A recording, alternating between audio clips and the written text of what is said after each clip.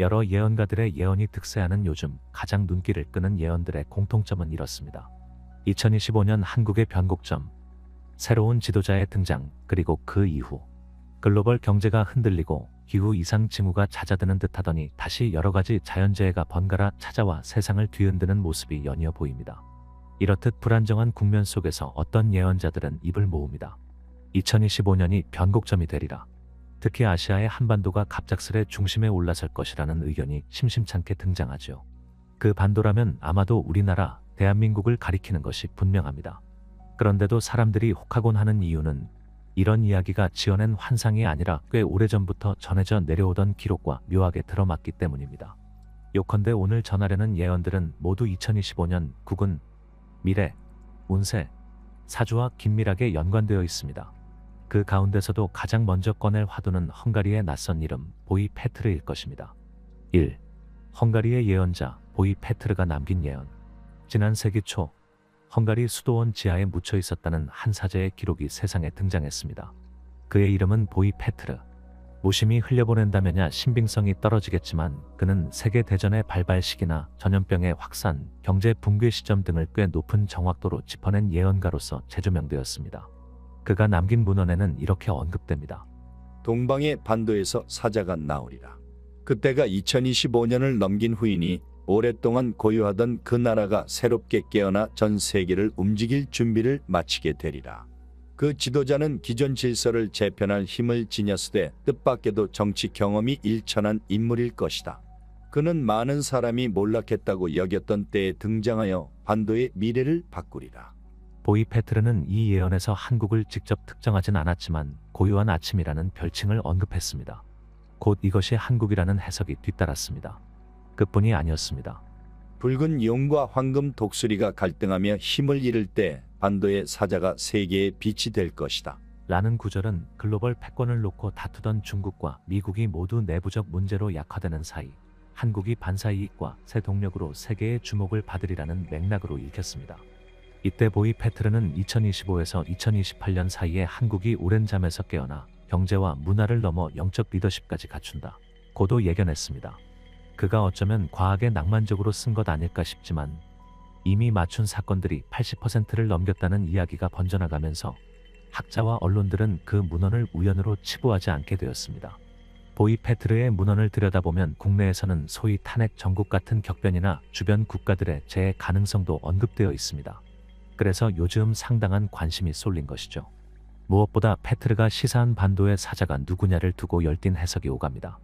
현직 대통령일지 혹은 전혀 새롭게 등장할 지도자인지. 예언은 분명 50대 중반 무렵 군중 앞에 선달하거나 정치를 생업으로 여기지 않았던 자 등의 힌트를 건네지만 이를 그대로 현실에 대입하는 건 쉽지 않습니다. 아직 답은 베일 속에 가려져 있죠. 2. 중국에서 온 또 다른 메시지. 인디고 차일드, 리우밍천. 서쪽 대륙에서 날아온 예언만 있는 건 아닙니다. 조금 더 현대적이면서도 신비로운 존재라 여겨지는 인디고 차일드들 중 중국 윈난성 출신의 리우 밍천이 내놓은 예언도 화제입니다. 인디고 차일드란 주변에 남색 기운을 띤 오라가 있고 초자연적 통찰력이나 직관을 가졌다고 알려진 이들을 가리키지요. 리우 밍천은 자칭 전생의 티베트 고승이었으며 4살 무렵부터 티베트어를 구사하고 초월적 명상법을 설명할 수 있었다고 합니다. 그는 2025년이 오기 전부터 한국과 중국 사이에 미묘한 갈등이 생길 것을 예견했습니다. 더 나아가 2025년 이후 양국이 갈등을 딛고 오히려 새로운 협력 모델을 만들 거라는 긍정적인 미래상을 밝히기도 했습니다. 그는 특히 한국에서 3명의 지도자가 출연해 정당 시스템을 해체하고 완전히 새로운 정치 구조를 구축할 것이라고 말했죠. 세 사람이 경쟁하고 대립하겠지만 결국 2026년 중반에 합류하여 하나가 된다. 왕의 기운이 다시 살아나고 5산이 다시 모인다. 그때가 되면 한국은 과거와 다른 힘을 얻게 될 것이며 이에 맞춰 주변 국가들도 새로운 체제 속에서 한반도의 존재를 인정하게 된다. 여기서 말하는 5산이 무엇인지 해석이 분분합니다. 무속적이거나 정치적 혹은 지리적 암시라고도 하죠.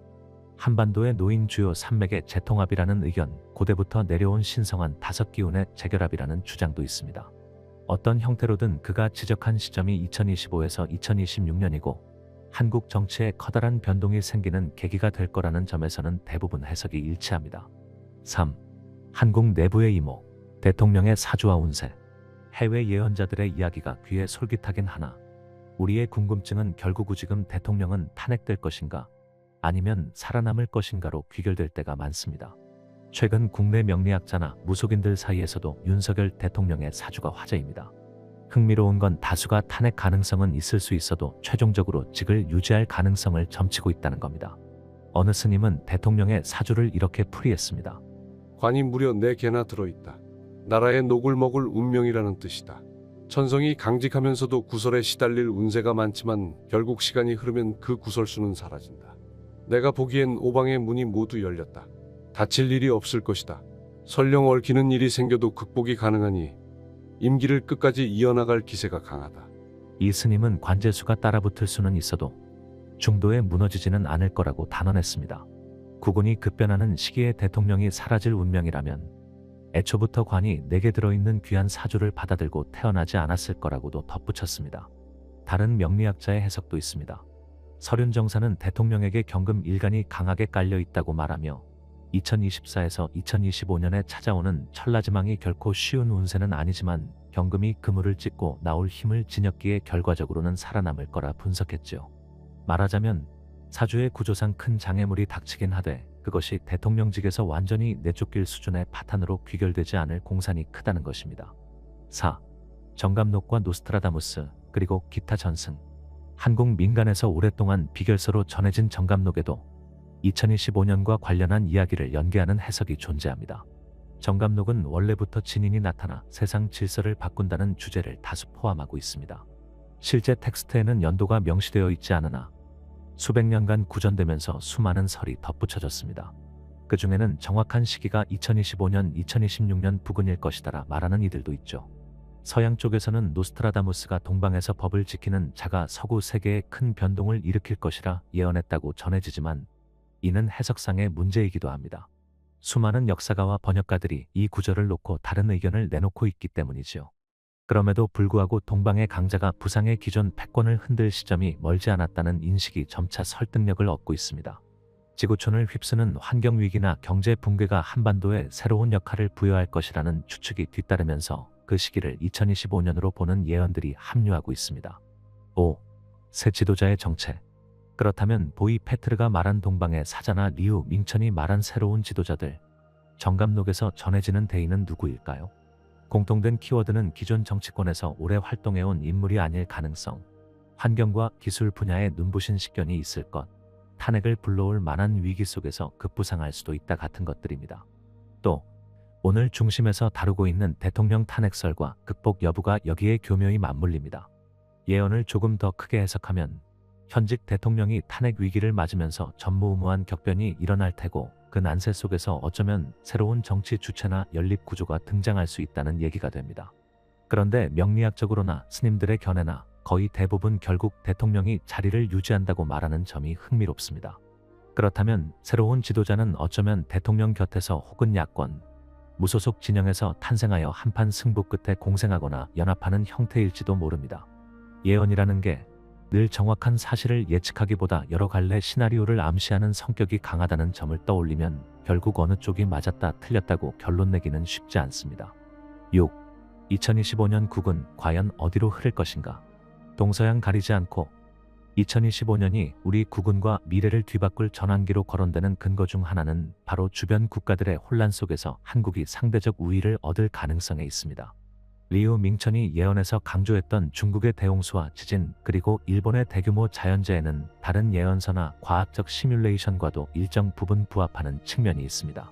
일본 도카이 지역을 중심으로 한대 지진 위험, 중국 내륙의 댐 붕괴나 홍수 가능성은 이미 학계에서도 꾸준히 제기되고 있는 현실이니까요. 보이 페트르 문헌에 이런 대목이 있습니다. 섬나라가 물에 잠길 때 반도의 사람들은 흔들림을 적게 겪으리라. 그들을 피해 줄이듯 넘어와 반도의 문을 두드릴 것이니 그곳이 곧 새로이 피어나는 정원의 첫걸음이 될 것이다. 이 부분은 일본이 대지진이나 쓰나미로 큰 재앙을 겪으면서 대규모 이주가 한국으로 몰려들 수 있음을 암시합니다. 정치적으로는 중국의 불안, 북쪽 지역의 미지수, 일본의 위기가 한국을 어쩔 수 없이 안정적 중재자로 끌어올리리라는 전망도 붙습니다. 한국의 경제, 기술, 문화 경쟁력이 드디어 빛을 보기 시작한다는 뜻이지요. 그래서 2025년이 지나면 불안과 기회가 맞물려 폭발하는 시점이 될 거라는 분석이 이어집니다. 7. 탄핵 불가와 새로운 시대라는 결론. 우리가 말하는 탄핵은 결코 가벼운 일이 아닙니다. 국가 시스템이 흔들리고 불안이 가중되며 해묵은 갈등이 터져나오는 계기이기도 하지요. 그런 만큼 탄핵이 시도된다 해도 사주나 예언을 근거로 궁극적으로는 안 된다고 말하기엔 지나치게 단순해 보이기도 합니다. 그럼에도 불구하고 오늘 소개한 여러 시각은 희한할 정도로 결국 대통령은 자리에서 물러나지 않는다라는 방향으로 모아집니다. 이를 부정적으로 보면 어떤 이들은 이렇게 말하겠죠. 지지자들이 꾸며낸 미신적 관측 아니냐. 하지만 사실 보이 패트르 문헌이나 인디고 차일드 예언 등 해외에서 파생된 이야기들도 한국 대통령이 전복된다는 뉘앙스보다는 난국 속에서 새로운 리더십이 생긴다는 정도로 묘사하는 편입니다. 다양한 해석 중에 하나가 대통령이 중간에 변화를 수용하거나 새로운 정파와 결합함으로써 한 차원 높은 리더십으로 재탄생할 수도 있다는 견해지요. 탄핵을 바라는 분들에게는 이런 결론이 달갑지 않을 수 있습니다. 하지만 예언이 전부가 아님을 상기하면 예언은 예언일 뿐이라는 여지를 남겨두는 게 마땅합니다. 실제 정치 현장에서 어떤 사건이 벌어질지는 우리의 영역이니까요. 즉, 오늘 이야기 자체가 확정된 운명을 설파하는 건 결코 아닙니다. 8. 예언이 말해주는 것, 그리고 우리가 할 일. 2025년 과연 어떤 격변이 닥칠까요? 예언, 국운, 운세, 미래, 사주라는 단어들이 뒤섞인다는 건 한마디로 말해 불확실한 내일에 대한 인간의 궁금증을 보여줍니다. 보이 패트르, 리우 밍천, 정감록, 노스트라다무스, 그리고 국내 무속인과 명리학자들까지 그 메시지를 모으면 사실상 결론은 하나로 좁혀집니다. 한국이 대전환의 주인공이 될 가능성이 높다. 2025년이 그 시발점이다. 대통령의 운세는 급격한 폭풍을 맞이하나 쉽게 퇴장하지 않는다. 한 스님은 이렇게 말했습니다. 기존 뿌리가 흔들릴 때 사람들은 낯선 존재를 갈망한다. 그러나 너희가 잊지 말 것은 가장 가까이에 있는 존재가 때로는 가장 낯설 수 있음을 깨닫는 것이다. 2025년 이후 반도의 나라에선 기존 정치 체제와 더불어 전혀 다른 기운의 지도자가 부상하리라. 그는 먼저 탄핵 비바람을 뚫어낸 자들과 맞서기도 협력하기도 하며 미래의 설계도를 그릴 것이다. 이 문장을 살펴보면 탄핵을 주장하는 이들도 유지 쪽을 원하는 이들도 얼마든지 이해 가능한 흐름을 찾을 수 있다는 생각이 듭니다. 그만큼 예언은 다층적인 의미를 담고 있으니까요. 한편 이런 이야기가 기괴한 점은 또 있습니다. 국가적 운세가 이토록 격렬하게 요동치는 시기가 오면 그 말인즉슨 현실에서 우리가 감당해야 할 사건이 많아진다는 뜻이니까요. 예언대로라면 2025년 이후 자연재해에 대처하고 국제정세가 급변하는 와중에 외교적 중재자로서 발돋움해야 한다고 합니다. 이는 결코 만만치 않은 작업이며 무엇보다 사회 내부 분열을 극복하는 일이 전제돼야만 가능한 결과입니다. 자, 이제 이야기를 어느 정도 마무리할 때가 왔습니다. 여기서 다룬 내용들은 먼 옛날이 아니라 지금 이 순간 그리고 앞으로 우리가 맞이할 내일과 직접적으로 이어져 있다는 점에서 더 현실적으로 다가오죠. 오늘 소개해드린 예언들은 여러 갈래입니다. 헝가리의 사제 보이 페트르가 남긴 비밀 문서, 중국의 인디고 차일드 리우 밍천, 한국 무속계와 명리학자들의 운세 해석, 정감록과 노스트라다무스에 이르기까지 그 어떤 기록도 똑같은 문장을 쓰진 않지만 2025년이라는 해를 특별히 지목한다는 점, 한국이라는 나라가 국운상 놀라운 상승세를 탈 것이라는 점, 그리고 현직 대통령의 사주가 중도에서 폐기되지 않을 것이라는 뉘앙스를 풍긴다는 점은 묘하게 일치합니다. 물론 어디까지나 하나의 가능성입니다. 역사는 늘 뜻밖의 길을 따라 흐르기도 합니다.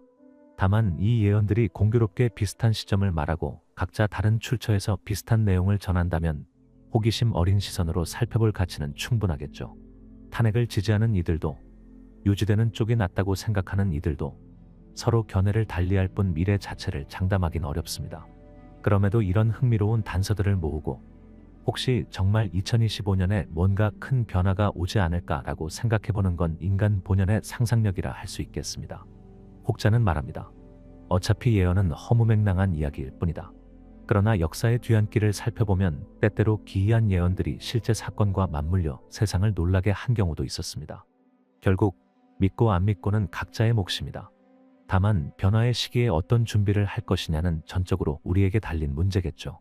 아무런 대비도 없이 하루하루를 흘려보낸다면 예언이 현실이 되든 되지 않든 그 시점에 닥칠 혼란을 온전히 감당해야 합니다.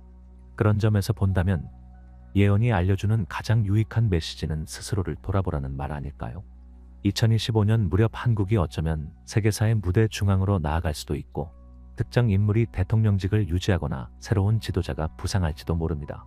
그렇다면 그 시기에 우리는 어떤 꿈을 꾸고 있을까? 어떤 사회를 만들어갈 것인가? 그 고민이 중요해지는 셈입니다. 이미 밤은 깊었고 도시는 잔잔한 불빛으로 그 하루를 마무리하는 중입니다. 어쩌면 이 도시 어느 골목에선 누군가가 이번 이야기를 듣고서 벅찬 예감에 잠 못 들지도 모르겠습니다. 또는 한낱 허무맹랑한 환상이라며 조소를 보낼 사람도 있을 것입니다. 그렇지만 어느 쪽이든 현재 인터넷을 포함하여 사람들의 입소문에 2025년, 예언, 구군, 미래, 운세, 사주라는 단어들이 어지간해서는 가시질 않는다면 그건 이 이야기가 단순히 헛말로 치부하기엔 너무나도 매력적인 부분을 품고 있기 때문일 겁니다. 우리 앞에 놓인 2025년의 문턱은 결국 우리가 함께 건너야 할 다리입니다.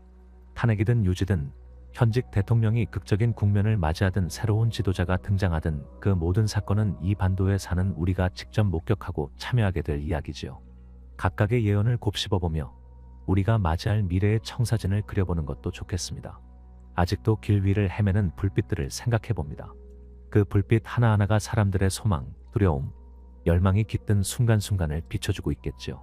하지만 역사는 종종 망상처럼 보였던 무언가를 실현시켜 왔습니다.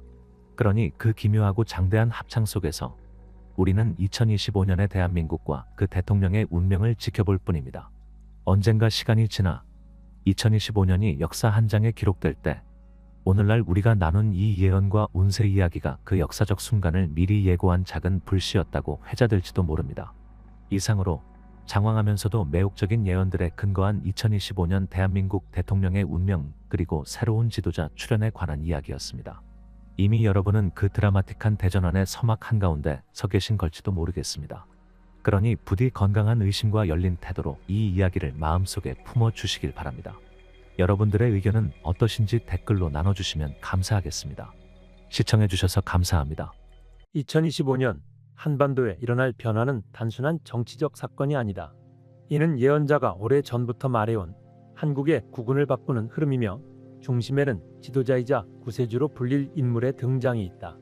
두 번째 자미성인이 2025년 한국에서 등장한다. 물은 언제나 아래로 흐르지만 그 안에는 위를 가리키는 진실이 담겨 있다. 세상은 겉으로는 복잡하지만 실은 단순한 방향을 반복하고 있다. 그 흐름을 잇는 자가 있었다. 그는 말이 없었고 사람들 앞에 나서지 않았다. 그러나 그가 보는 세계는 사람들이 걷는 길보다 훨씬 넓고 깊었다. 그의 이름은 자공. 그는 주역의 깊은 해석자였으며 동방의 흐름을 오래 전부터 연구해온 예언가였다. 자공은 왜 한반도를 주목했는가? 자공은 20년 전부터 말했다. 한반도는 곧 세계의 중심이 된다. 그 말은 처음에는 의아하게 들렸고 때로는 무시되었다. 그러나 그는 반복했다. 세상의 중심은 늘 움직여왔다. 지금은 북서에서 남동으로 흐르고 있다. 그 흐름의 끝, 그 만남의 지점이 바로 한반도다.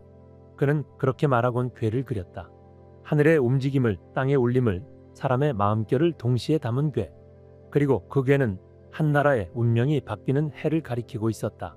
그 해는 2025년. 예언은 갑자기 오는 것이 아니다. 자공은 말했다. 예언은 벼락처럼 떨어지는 것이 아니라고. 그것은 먼 데서부터 아주 오래 전부터 시작된 흐름이며 누군가는 그것을 듣고 누군가는 그 위를 걷는다. 그는 2025년을 분기점이라 했다. 그 해 한반도의 두 번째 자미성인이 등장한다. 이미 첫 번째 자미성인은 등장하여 길을 닫고 말을 던졌으며 방향을 틀었다. 그러나 사람들은 아직 그가 누구였는지 알지 못한다. 그는 떠났거나 숨었거나 혹은 아직 준비 중이다. 그러나 두 번째 성인은 2025년 한반도에 등장하여 분단의 벽을 허무는 자, 그리고 새로운 세계를 향한 문을 여는 자가 된다. 자공의 말은 처음엔 낮게 울렸다.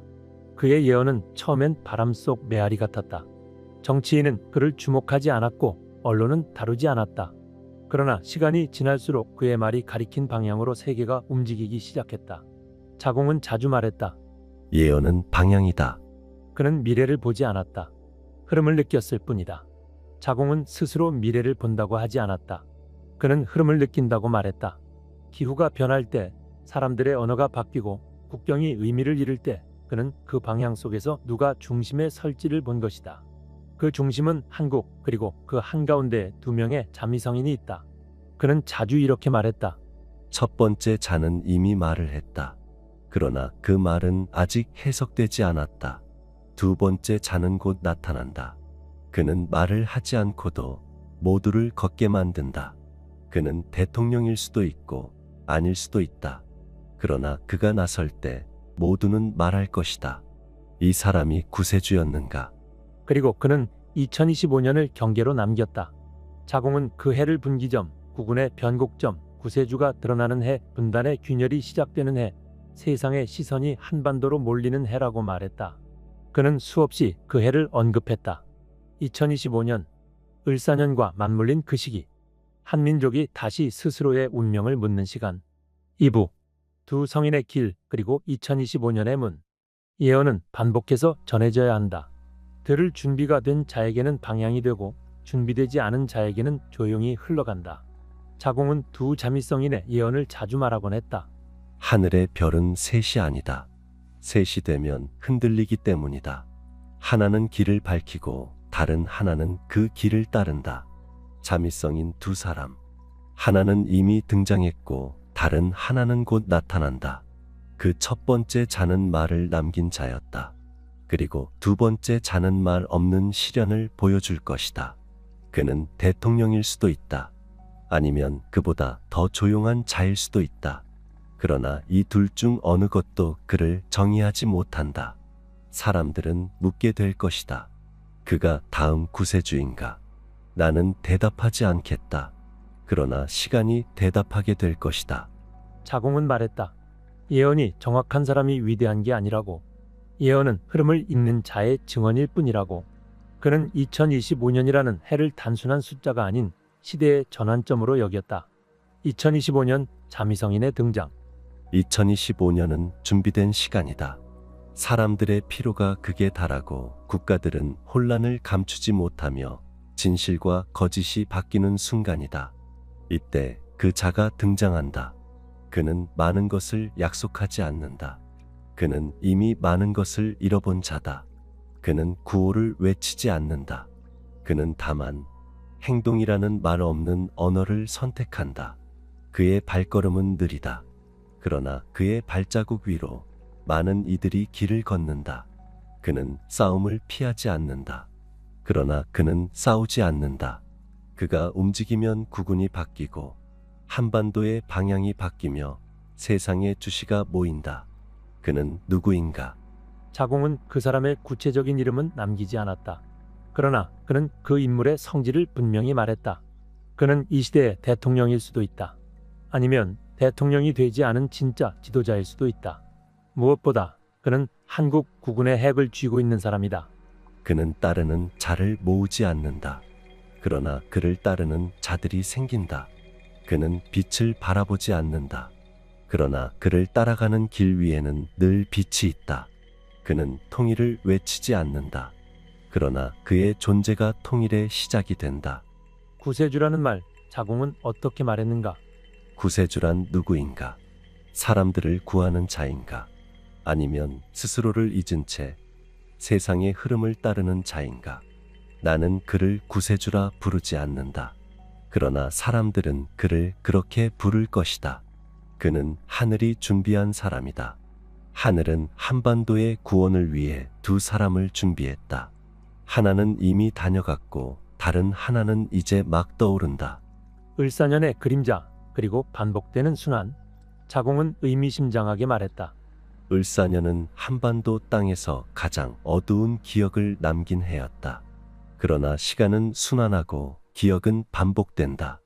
2025년 을사년이 다시 온다. 하지만 이번에는 다르다. 이번에는 잃는 해가 아니라 되찾는 해가 될 것이다.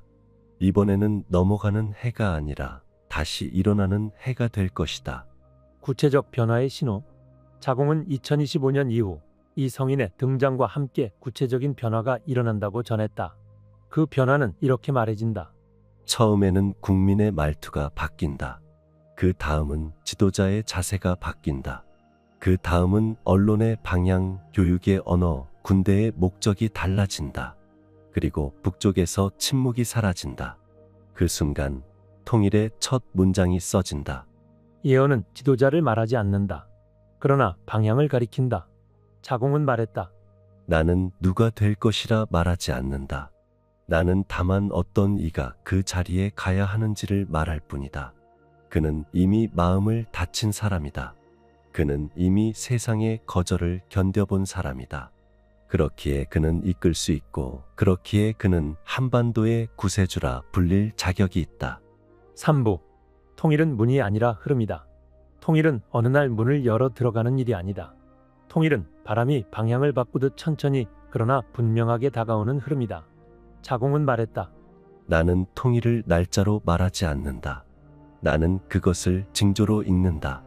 하늘은 통일을 하나의 사건이 아니라 수많은 작은 움직임의 합으로 보았다. 그 작은 움직임은 2025년 이후부터 하나씩 실현되기 시작한다. 남과 북은 오랫동안 등을 돌렸다. 그러나 둘 다 같은 해를 이마에 받았고 같은 겨울을 견뎠으며 같은 봄을 기다렸다. 그 기다림은 서로를 향한 것이 아니었다. 다만 스스로를 회복하려는 시간이었다. 이제 그 시간이 다했다. 2025년 그 기다림은 끝나고 움직임이 시작된다. 작은 변화부터 시작된다. 자공은 말했다. 통일은 사람의 말에서 시작된다고. 무기가 아닌 말, 정치가 아닌 공감에서 시작된다고. 먼저는 뉴스의 단어가 바뀐다. 북한이라는 말보다 북쪽이라는 단어가 더 많이 쓰인다. 다음은 학생들이 바뀐다. 북쪽의 청년들과 남쪽의 청년들이 같은 책을 읽기 시작한다. 그리고 지도자가 바뀐다. 싸우지 않는 지도자, 구호를 외치지 않는 지도자. 그러나 묵묵히 길을 내는 자. 그 자가 2025년 이후 중심이 된다. 대통령인가 구세주인가? 자공은 또 말했다. 그를 사람들은 대통령이라 부를 수도 있다고. 그러나 그의 존재는 단지 자리를 차지하는 것이 아니라 국가의 방향을 바꾸는 자라고. 그는 지도자이다. 그러나 그의 정체는 지도자의 자격을 갖춘 사람이 아니라 사람들이 따를 수밖에 없는 사람이다. 그는 구세주라 불리겠지만 스스로를 그렇게 말하지 않을 것이다. 다만 그가 움직이면 한반도의 국운이 반전된다. 아시아가 흔들릴 것이다. 자공의 예언은 한반도에 머물지 않았다. 그는 아시아 전체의 지각이 움직일 것이라 말했다. 한반도의 통일은 아시아의 고요함을 깬다. 일본은 스스로를 돌아보기 시작하고 중국은 자리를 지키기 위해 흔들리며 러시아는 남쪽을 주시하고 미국은 물러선 자리에서 새로운 방식을 찾는다. 그리고 그 모든 가운데 한국이 서 있다. 크지 않으나 무겁다. 군사를 내세우지 않으나 방향을 가진다. 한국의 위치는 어디인가? 자공은 한국은 조율자라 말했다. 가장 크지도 가장 빠르지도 않은 나라. 그러나 균형을 맞출 수 있는 나라. 한국은 두 개의 사상을 본 나라다. 두 개의 체제를 살펴본 나라다. 그 경험이 세계의 혼란을 중재할 자격이 된다. 그 구심점은 지도자가 아닌 경험이다. 그리고 그 경험의 시간은 곧 국운이 된다. 4부. 하나로 흐르는 시간, 하나로 이어지는 세상. 자공은 오래전부터 말해왔다. 통일은 끝이 아니라 시작이며 한반도는 더 이상 지역이 아니라 흐름의 출발점이 된다고. 그의 말은 예언처럼 들렸지만 실은 오래전부터 움직이던 세계의 경향을 꿰뚫은 흐름이었다. 그는 말했다. 2025년 이후 한반도가 통일되면 세계는 더 이상 예전처럼 움직이지 않는다. 세상은 오래도록 힘을 기준으로 나뉘었다. 큰 나라, 큰 시장, 큰 군사. 그러나 이제는 중심을 바꾼다. 그 중심은 조율할 수 있는 나라, 회복을 기억하는 나라, 겸손을 배운 나라가 된다. 그 나라가 바로 통일된 한국이다. 한국은 세상의 구심점이 된다. 한국은 크지 않다. 그러나 깊다. 단일 민족이면서 분단을 겪었고 기술을 가졌지만 욕망을 다루는 법을 배웠으며 빠르면서도 기다릴 줄 아는 민족이다. 그런 경험을 가진 나라만이 새로운 세계를 조율할 자격이 있다. 자공은 이 말을 단호히 반복했다. 한국은 힘의 나라가 아니라 중심의 나라가 된다고.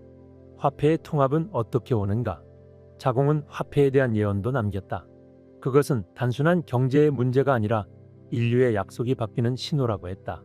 화폐는 약속이다. 그러나 지금의 화폐는 신뢰를 잃었다. 각 나라는 자신의 화폐로 자국을 지키려 했지만 이젠 모두가 하나의 방향을 찾기 시작한다. 그리고 그들은 한국에서 방법을 것이다. 하나의 화폐, 흐릿해지는 국경. 한국은 통일 이후 내부에서 먼저 하나의 통화 체계를 시도한다. 그리고 그것은 국경 없는 경제 모델로 확장된다. 이 모델을 동남아시아가 따라오고 중동과 아프리카가 시도한다. 그리고 결국 세계는 하나의 공통 화폐를 실험하게 된다. 이 화폐는 종이가 아닐 수도 있다. 그러나 그 약속은 종이보다 단단할 것이다. 자공은 이 시점이 2025년 이후 10년 이내에 시작된다고 말했다. 국경은 지워지지 않는다. 그러나 무의미해진다. 자공은 국경 폐지를 말한 것이 아니다. 그는 국경의 의미가 흐려질 것을 말했을 뿐이다. 국경은 지도에 남는다. 그러나 사람의 마음에는 점점 사라진다. 예전에는 어디서 태어났는가가 중요했지만 앞으로는 무엇을 향해 사는가가 중요해진다. 출신보다 방향, 혈통보다 신념, 국적보다 공감. 이 흐름을 처음으로 제시할 수 있는 나라는 통일된 한국뿐이다. 자공이 본 그 이후의 흐름. 2025년 두 번째 자미성인이 등장하면 통일이 시작되고 2027년 한국은 세계 경제 질서 속에서 조율의 역할을 맡게 되고 2030년 한반도형 통화 모델이 첫 실험에 들어가며 2035년 연결을 기조로 한 비국적 단위 경제 공동체가 제안될 것이다. 구세주의 역할은 이제 다르다. 구세주는 더 이상 재앙을 막는 자가 아니다. 이제 구세주는 갈라진 마음을 다시 엮는 자다. 그는 정치인이 아니며 종교인이 아니며 한 시대의 흐름을 말없이 실현시키는 자다. 그는 이 길을 외치지 않는다. 그러나 그가 지나간 길은 사람들이 스스로 걷게 된다. 자공은 조용히 이렇게 덧붙였다. 나는 누구라고 말하지 않는다. 그러나 2025년 한반도에 등장한 자를 보면 모두가 알게 될 것이다. 아, 이 자가 말없이 움직이는 구세주였구나 하고. 오부. 예언은 멈췄고 흐름은 남았다. 자공은 어느 날 말을 멈췄다. 그는 어디에도 자신의 이름을 남기지 않았다. 그가 남긴 것은 오직 흐름을 향한 말들 뿐이었다. 그는 떠나면서 이렇게 말했다. 나는 이 흐름을 말했을 뿐, 누가 그 길을 걷는지는 하늘이 결정하고 땅이 반응하고 사람이 증명할 것이다. 그는 왜 사라졌는가? 자공은 스스로를 예언자라 부르지 않았다. 그는 흐름을 본 자였고 회의한 것을 말하지 않는 자였다. 예언은 신비한 예술이 아니다. 예언은 이미 시작된 것을 먼저 알아채는 능력이다. 나는 그저 조금 일찍 본 것뿐이다. 그리고 이제 세상이 스스로 그것을 알게 될 때가 왔다. 그는 무엇을 남겼는가? 자공은 다음과 같은 흐름을 분명하게 전했다. 2025년 한반도에 두 번째 자미성인이 등장한다. 그는 대통령일 수도 있고 아닐 수도 있다. 그러나 그의 존재는 한국의 국운을 바꾼다. 그에 따라 남북 통일이 현실화된다. 이후 한국은 세계의 조율자로 부상한다. 화폐는 하나로 통합되며 국경은 흐려진다. 세계는 강대국 중심에서 경험 중심으로 바뀐다. 그리고 그 흐름의 출발점은 한반도다. 그리고 그는 남겼다. 조용한 질문 하나. 자공이 마지막으로 남긴 말은 사람들에게 직접 향하는 질문이었다. 그 자는 2025년에 나타난다. 그는 지도자일 수도 있고 조용한 구도자일 수도 있다. 그는 대통령이 아닐 수도 있다. 그러나 그가 행동할 때 대통령도 세상도 길을 바꾼다. 그러면 그를 무엇이라 부를 것인가? 당신은 그를 구세주라 부를 준비가 되었는가? 예언은 끝났고 길은 시작되었다. 자공은 사라졌다. 그의 말도 바람 속에 묻혔다. 그러나 그가 말한 2025년은 지금 우리 앞에 도달했다. 그 해는 단지 숫자가 아니다. 그것은 묻는다. 우리는 지금 어디에 서 있는가? 우리는 지금 누구를 기다리는가? 그리고 우리는 지금 어떤 길 위에 있는가? 이 예언은 단 하나의 질문으로 귀결된다. 2025년 한반도 통일을 이끌 구세주는 과연 대통령인가? 그 답은 한국의 미래, 국군 그리고 지도자의 선택에 달려 있다. 여러분의 의견도 댓글로 남겨주세요. 시청해주셔서 감사합니다. 2025년 대한민국은 전례 없는 정치적 혼란과 영적 시험을 동시에 맞이하게 됩니다. 대만 출신의 예언가 천몽자가 남긴 이 충격적인 국운 예언은 윤석열 대통령의 운명에서부터 새로운 지도자의 등장, 100일간의 어둠, 그리고 한반도 통일의 가능성까지 모두를 아우릅니다. 이 영상은 지금 우리가 맞이하고 있는 현실 속에서 그 예언이 어떤 의미를 갖는지를 하나하나 짚어보는 여정입니다. 한국과는 전혀 연관 없어 보이는 한대만 남성이 지난 몇 달 사이 조용히 사람들의 입에 오르내리기 시작했다. 그의 이름은 천몽자. 하늘의 꿈을 본다는 뜻이다. 처음 그가 세간의 관심을 끈 건 2019년. 당시 그는 타이중 인근 산속 작은 수도원에서 수행 중이었으며 지역 주민들의 요청으로 극히 드물게 세상 밖으로 나와 한마디를 남겼다. 세 번째 해가 지난 후 해는 남쪽에서 다시 뜰 것이다. 그 말은 곧 현실이 되었다. 코로나19 사태 이후 대만과 남아시아의 지정학이 바뀌며 남중국해가 다시 세계의 중심으로 떠오른 것이다. 몇몇 지식인들은 우연이라 했지만 그를 따르는 사람들은 달랐다. 그들은 이 사람을 세상에 나올 인물이 아니었던 존재, 혹은 시간을 넘어선 목격자라고 불렀다. 천몽자가 진짜 세상의 이목을 집중시킨 건 2024년 말이다. 그는 대만의 한 불교 언론 매체와의 인터뷰에서 한국에 대해 말을 꺼냈다. 지금 대한민국은 길을 잃은 채 바람 속에 서 있다. 그러나 그 나라는 짧고 강한 어둠 속을 지난 후 다시 뿌리를 기억하게 될 것이다. 그는 특별히 정치인, 대통령, 지도자 이름을 말하지 않았다. 하지만 그가 말하는 문장은 곧 이어질 계시의 서막이었다. 그로부터 3개월 후 천몽자는 자신이 머물던 수도원을 떠났다. 그리고 대만 중부 수린의 고지대에 있는 오래된 석굴로 들어갔다. 그곳은 일반인 출입이 허용되지 않는 장소로 오직 일정한 수행 조건을 갖춘 이들만 입장할 수 있었다. 그가 12일간 그곳에 머물렀고 다시 밖으로 나왔을 때 주변 사람들은 그가 예전보다 더 깊은 침묵과 명확한 언어를 동시에 갖게 되었다고 했다. 그리고 그는 마침내 입을 열었다. 2025년 대한민국의 하늘은 밝아 보이지만 땅은 흔들린다. 겉은 고요하나 속은 불타는 해이다. 이 해는 단지 한 사람의 해가 아니다. 한민족 전체의 심장이 두 번 먹고 다시 뛸 해이다. 대한민국의 현재 지도자 윤석열은 쓰러지지 않는다. 그러나 그가 떠나야 할 시간이 있다. 그것은 그의 잘못 때문이 아니다. 그는 짊어진 운명을 다하면 떠난다. 그가 지켜야 할 것은 사랑이 아니라 구조이다. 국가의 골격을 버티는 단단한 연결점. 그래서 그는 외부의 칭송보다 내부의 질타 속에서 자리를 지킬 것이다. 2025년 봄부터 정확히 3월의 셋째 주, 대한민국은 명확히 보이지 않는 힘에 휘말린다.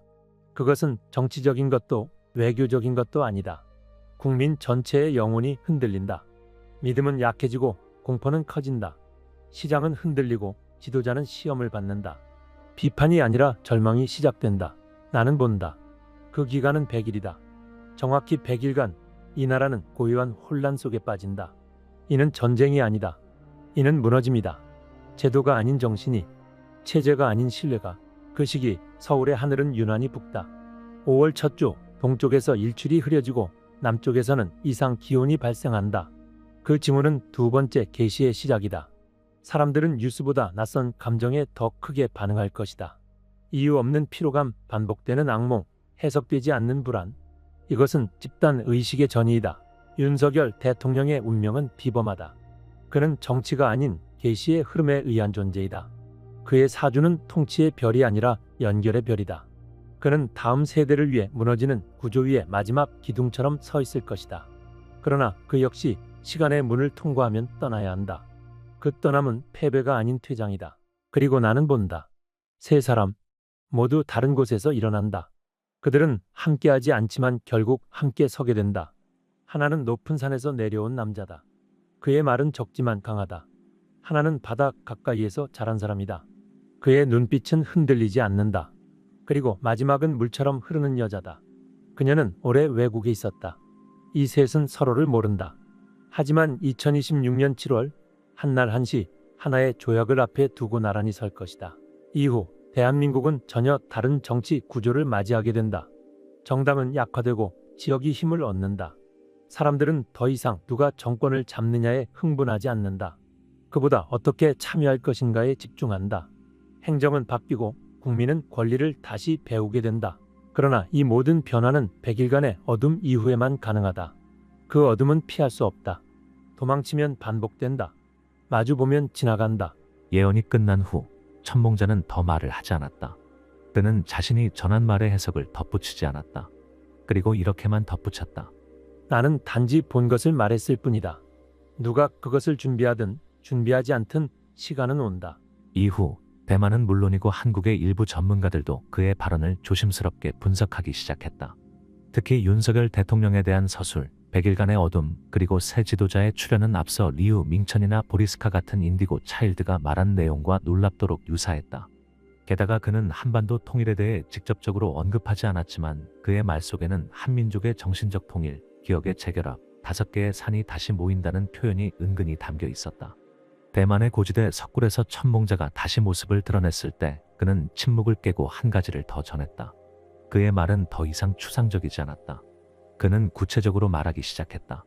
이야기의 중심은 더 이상 과거가 아닌 지금과 곧 다가올 시기였다. 윤석열 대통령은 떠날 운명이지만 몰락하지는 않는다. 그의 자리는 파괴되는 것이 아니라 새롭게 쓰이는 길의 마지막 페이지다. 2025년 여름이 끝나기 전 그는 대한민국의 가장 어두운 시기를 통과하며 단 하나의 목적을 완수하게 된다. 그것은 무너지지 않는 것이다. 윤의 운명은 시험받는 리더의 상징이다. 그는 사랑받지 못할 것이다. 하지만 쓰러지지 않을 것이다. 왜냐하면 그의 자리는 대중의 지지에 의해 지탱되는 것이 아니라 역사적 흐름과 정렬된 지도에 의해 지탱되기 때문이다.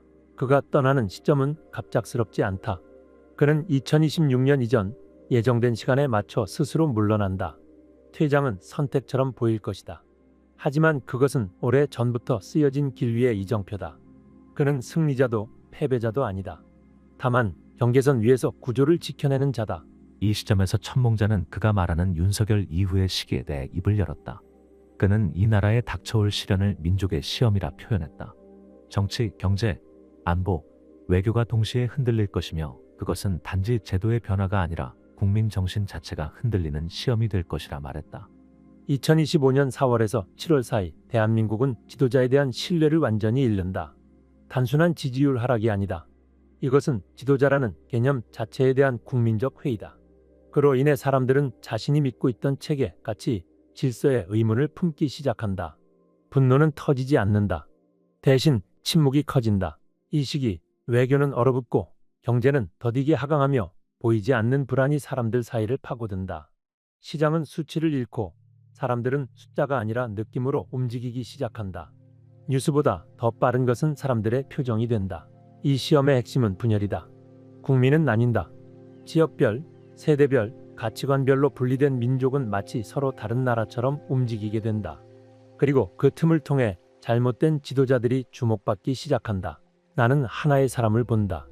그는 과거로부터 자라났다. 1963년생. 냉정하고 날카롭다. 그의 야망은 그를 이끌었고 결국에는 그 야망이 그를 삼킨다. 그는 윤의 대척점에 서게 될 것이다. 그는 빠르게 부상하지만 그의 기반은 부실하다. 그의 몰락은 느리게 시작되어 2026년 초에 이르러서는 더 이상 되돌릴 수 없게 된다. 천몽자는 여기에 그치지 않았다. 그는 대한민국의 정치 구조 그 자체가 붕괴하고 재편될 것이라고 단언했다. 이제 정치란 단어는 낡은 옷이 된다. 대한민국의 기존 정당은 의미를 잃는다. 보수와 진보의 경계는 무너지고 국민은 기존의 구분법으로는 더 이상 아무것도 설명할 수 없게 된다. 그리고 나는 세 사람을 본다. 첫째, 사내 사람. 그는 원래 정치인이 아니었다. 경제를 다루던 자였고 높은 곳에 있었지만 낮은 곳으로 내려온다.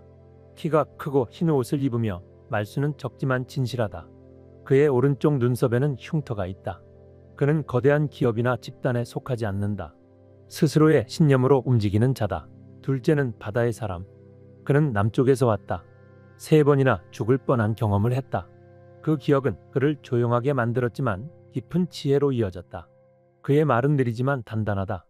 웃을 때 눈이 완전히 감긴다. 그는 위기의 순간에 빛을 발할 사람이다. 셋째는 물의 여자. 그녀는 외국에서 오랜 시간을 보냈다. 문화와 예술 분야에서 활동했고 현재는 대중 속에 섞여 있다. 그녀는 긴 머리를 묶고 다니며 말할 때는 상대를 직접 바라본다. 왼쪽 팔 안쪽에는 화상 흉터가 있다. 그녀는 감정이 아닌 신념으로 움직이는 사람이다. 이 셋은 원래 만나지 않는다. 하지만 2026년 7월 한 사건을 계기로 한자리에 선다. 그리고 그들은 기존 정치 체계를 해체하고 새로운 정치 질서를 만들기 시작한다. 천몽자가 묘사한 새로운 정치 체계는 지금의 정당 정치 권력 구도와는 완전히 달랐다. 새 정치 구조는 두 가지 원칙 위에 세워진다. 하나는 시민 직접 참여, 다른 하나는 지방 분권의 강화. 기존의 국회의사당은 더 이상 모든 결정을 내리는 중심이 아니다. 사람들은 각자의 지역에서 스스로 결정하고 더 이상 수도에만 의존하지 않는다. 이 구조의 핵심은 모든 국민이 정책에 책임감을 갖게 되는 것이다. 비판이 아니라 참여, 무관심이 아니라 선택. 이것은 단지 시스템의 변화가 아니라 국민 정신의 구조가 바뀌는 일이다. 그는 또다시 100일간의 어둠을 강조했다. 이 모든 변화는 결코 쉽게 오지 않는다. 어둠은 피할 수 없다. 사람들은 이 어둠 속에서 자신이 누구였는지를 잊고 누구여야 하는지를 다시 배운다. 갈등은 피할 수 없다. 그러나 그것은 싸움이 아니라 정화다. 누군가는 이 시기를 고통이라 부를 것이다. 누군가는 이 시기를 기회라 부를 것이다. 그러나 나는 이렇게 말한다. 이것은 민족의 시험이다. 그 시험을 통과하지 못하면 한국은 더 이상 하나의 나라로서의 정체성을 유지하지 못한다. 하지만 그 시험을 넘어선다면 대한민국은 전혀 새로운 시대에 들어서게 된다. 이후 천몽자는 마지막으로 짧게 말했다. 지도자는 단지 얼굴이다. 시대를 이끄는 것은 국민이다. 이번에는 국민이 직접 움직여야 한다. 기다려서는 안 된다. 이 예언이 전해진 직후 대만과 한국의 일부 언론은 조심스럽게 천몽자의 말을 인용하기 시작했다. 윤석열 대통령의 운명에 대한 설명, 다음 지도자들에 대한 정밀한 묘사, 그리고 정치 구조 붕괴에 대한 경고. 이 모든 것이 지금 현실의 흐름과 너무도 정확히 맞닿아 있었다. 천몽자가 말한 예언 가운데 가장 많은 해석과 논쟁을 불러일으킨 구절은 단 하나의 문장이었다. 5개의 산이 다시 모일 것이다. 이 문장은 그의 계시 속에서 단 한 번 등장했지만 그 울림은 깊었다. 사람들은 이 말을 물리적인 산으로 이해하려 했다. 어떤 이는 백두대간을 떠올렸고 어떤 이는 과거 삼국의 영토를 떠올렸다. 그러나 천몽자는 이 구절을 해석하려는 이들에게 다음과 같이 덧붙였다. 그것은 땅이 아니다. 그것은 가치다. 5개의 산은 한국인의 정신 속에 잠든 5가지 힘이다. 분열되었고 잊혀졌지만 여전히 숨쉬고 있다. 그 힘들이 다시 하나로 모일 때 비로소 대한민국은 진정한 자립을 얻게 된다. 그렇다면 천몽자가 말하는 5개의 산, 5가지 힘이란 무엇일까? 그는 그 각각에 대해 구체적으로 말했다. 첫 번째 산은 정직이다. 이 나라는 오래도록 정직하지 않은 권력에 길들여져 왔다. 정직은 힘이 아니라 약점처럼 여겨졌다. 그러나 2025년의 어둠을 통과한 후 국민은 정직함이 얼마나 강력한 힘인지 다시 기억하게 될 것이다. 말과 행동이 다르지 않은 사람, 그것이 지도자의 조건이 된다. 두 번째 산은 공동체다. 기술과 정보가 사람들을 연결한 시대에도 사람들 사이엔 벽이 생겼다. 하지만 위기의 시기, 사람들은 다시 이웃을 보게 된다. 교회와 절, 동네와 시장, 마을회관이 다시 살아난다. 서로 돕는 것이 다시 최고의 가치가 된다. 세 번째 산은 기억이다. 한반도는 기억을 잊은 민족이다. 자신이 어떻게 싸웠는지, 어떻게 세웠는지, 왜 여기까지 왔는지 기억하지 못한 채 흘러간다. 그러나 2025년의 시험은 사람들에게 다시 질문을 던진다. 우리는 누구인가? 기억을 되찾은 민족은 방향을 갖게 된다. 네 번째 산은 믿음이다. 종교가 아닌 삶에 대한 믿음이다. 정치는 무너지고 경제는 흔들려도 국민 스스로에 대한 믿음을 잃지 않는다면 그 나라는 다시 일어설 수 있다. 이 믿음은 제도나 정책이 아니라 가정과 가족, 공동체에서부터 시작된다. 다섯 번째 산은 희생이다. 지금까지의 희생은 강요였다. 전쟁, 빈곤, 외세. 하지만 다가올 희생은 선택이다. 누군가는 한 발 물러서야 하고 누군가는 손해를 감수해야 한다. 통일은 계산이 아닌 용기로 이루어진다. 그리고 그 용기는 희생 없이는 생기지 않는다. 천몽자는 이 5가지 힘이 다시 하나로 정렬되는 시점을 정신적 통일이라 불렀다. 나는 물리적 통일이 언제 이루어질지 보지 못했다. 그러나 정신적 통일은 2027년부터 시작된다. 국민이 같은 질문을 던지고 같은 가치를 소중히 여기고 같은 미래를 그릴 때 남과 북은 먼저 마음에서 연결된다. 그리고 그것은 정책이 아니라 민족의 숨결로 이루어진다. 북에서 오는 바람이 있다. 그것은 정치가 아니다. 그것은 기억에서 나온다. 오랜 시간이 지나도 사라지지 않은 언어, 노래, 의식, 이야기. 그것들이 다시 한국인의 꿈속으로 들어온다. 어느 날 갑자기 사람들은 북을 낯설게 보지 않게 된다. 이유 없는 그리움이 시작된다. 천몽자는 이를 부활의 에너지라고 표현했다. 그는 한반도의 산맥과 지형이 가진 보이지 않는 힘, 그리고 그 힘이 정치가 아닌 정신의 방향을 바꾸는 계기가 된다고 말했다. 2028년 한반도 중앙에서 빛이 솟아오른다. 그것은 기술도 산업도 아니다. 그것은 감정이다. 이 감정은 오랜 억눌림 끝에 터지는 눈물이며 동시에 새로운 희망의 물줄기다. 이 빛은 사람들을 강하게 만들지 않는다. 대신 사람들을 부드럽게 만든다. 그 빛은 권력을 모으지 않는다. 대신 책임을 나눈다. 사람들은 지도자에게 요구하지 않는다. 대신 자기 자리에서 무엇을 해야 하는지를 묻는다. 이때 나라의 중심은 더 이상 청와대가 아니다. 나라의 중심은 우리라는 말이다. 천몽자가 말하는 미래는 과장이 아니었다. 그는 물리적인 통일 날짜를 제시하지 않았다. 하지만 정신적 통일의 시작과 5가치의 재결합에 대해서는 분명히 단언했다. 그리고 마지막으로 이렇게 말했다. 어떤 나라는 지도자를 바꿔서 바뀐다. 그러나 이 나라는 국민이 바뀔 때 바뀐다. 그리고 나는 본다. 그 변화는 이미 시작되었다. 천몽자의 말은 점점 더 많은 사람들에게 회자되기 시작했다. 그는 한치도 흔들리지 않은 어조로 대한민국의 본질적인 변화를 말했다. 그리고 이제 사람들은 그가 말하는 정신의 통일이 어떤 의미인지를 생각하게 되었다. 천몽자의 예언은 단지 대한민국 내부의 변화만을 말한 것이 아니었다. 그는 대한민국이 맞이할 가장 깊고 넓은 시험은 외부의 변화에 대한 대응이라고 말했다. 그는 말했다. 이 나라는 고립되지 않는다. 그러나 분리된다. 세상의 중심에서 멀어지진 않지만 더 이상 자동으로 선택되지도 않는다. 이제 이 나라는 모든 것을 다시 선택해야 한다. 그는 2025년을 결정의 해라고 불렀다. 그 결정은 정치인이 아닌 국민이 해야 하는 것이었다. 국민이 누구인지, 대한민국이 무엇을 지향하는지 그 정체성이 시험대에 오르는 시기였다. 2025년 하반기 국제 정세는 예측을 거부한다. 미국은 동맹을 재조정하고 중국은 흔들린다. 일본은 침묵 속에 속도를 올리고 러시아는 더 멀어진다. 이때 한국은 외교적 판단을 요구받는다. 어느 한쪽에 서야 한다는 요구는 커진다. 그러나 그것은 덫이다. 진정한 선택은 누구를 따르느냐가 아니라 누구와도 흔들리지 않을 수 있는 내부의 기둥을 세우느냐다. 내부의 기둥이 약하면 누구와도 설 수 없다. 그 기둥은 정신이다. 천몽자는 이 시기를 정체성의 계절이라 불렀다. 국가는 물리적으로 분열되지 않지만 정신적으로 조각날 수 있다고 그는 경고했다. 그는 국민들이 정답을 기대하지 말고 질문을 던지기 시작해야 한다고 말했다. 사람들은 혼란 속에서 구세주를 원한다. 그러나 진정한 변화는 한 명에게서 오지 않는다. 국민 한 사람 한 사람이 지금과는 다른 방식으로 움직일 때 그때야 비로소 새로운 길이 열릴 것이다. 100일간의 어둠은 단지 경제, 정치의 혼란이 아니다. 그것은 한 국가가 스스로를 의심하게 되는 시기이다. 그리고 바로 그 시점에 가짜 지도자들이 나타난다. 그들은 쉬운 해답을 제시한다. 하지만 그것은 길이 아니다. 그것은 늪이다. 그는 이 시기를 통과한 후 한반도가 맞이할 새로운 변화에 대해 말했다.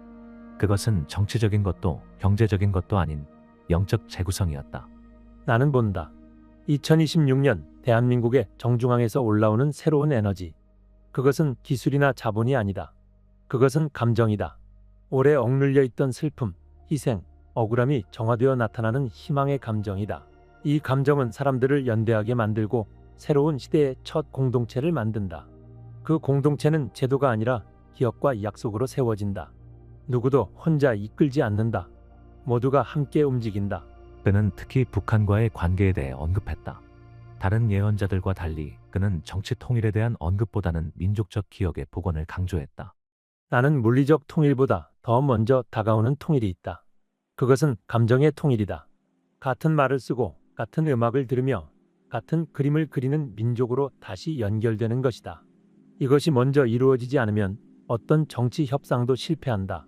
천몽자는 마지막으로 2027년을 전환의 해로 지목했다. 이때부터 한국은 더 이상 동맹 속에서만 움직이지 않고 자체 판단을 하는 국가로 전환된다고 말했다. 이는 단지 외교의 변화가 아니라 국민의식이 바뀌는 지점이었다. 2027년 한국은 중재자의 자리에 선다. 동북아시아의 새로운 질서는 한국을 중심으로 재편될 것이다. 일본과 중국은 더 이상 대립하지 않지만 긴장도 완전히 사라지지 않는다. 미국은 더 멀어지고 러시아는 문을 닫는다. 이때 한국은 가장 가까운 나라가 아니라 가장 신뢰할 수 있는 나라가 되어야 한다. 그는 이 시기를 정의의 시대로 접어드는 문이라 불렀다. 불의를 참지 않고 불신을 견디며 희망을 잃지 않는 이들이 이 문을 통과한다고 말했다. 그리고 그 문은 오래전부터 준비되어 있었지만 오직 지금의 국민들만이 열 수 있다고 강조했다. 이제는 지도자가 나라를 이끄는 시대가 아니다. 국민이 나라를 바꾸는 시대다. 그리고 그 시대는 지금 시작된다. 천몽자의 예언은 여기서 마무리된다. 그는 더 이상 말을 남기지 않았다. 하지만 그의 예언은 듣는 자의 마음속에서 계속해서 말하고 있었다. 2025년의 국운 예언은 단지 한 사람의 미래가 아니라 한 민족 전체의 방향에 대한 경고입니다. 천몽자가 남긴 이 계시는 대한민국의 정치 구조 붕괴, 윤석열 대통령의 마지막 사명, 3명의 새로운 지도자, 그리고 한반도의 통일과 국민의식의 각성을 모두 관통합니다. 이 영적 계시의 끝에는 질문이 남습니다. 이 변화의 시대를 준비할 사람은 누구이며 어떤 선택을 하게 될 것인가? 그것은 결국 우리 모두에게 달린 일입니다.